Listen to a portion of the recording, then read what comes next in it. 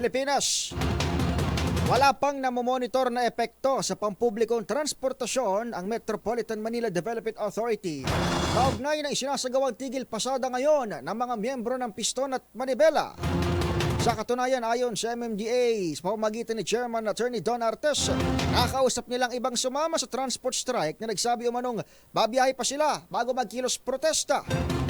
Patunay umano ito ni Artes na mga miyembro ng naturang mga grupo ang unang apektado ng kanilang ginagawang welga. Nakatambay naman ang higit 400 rescue vehicles ng MMDA na wala pang nagagamit o na-deploy hanggang alas 9 ng umaga. Ating pong regulasyon ay single dispatch po tayo.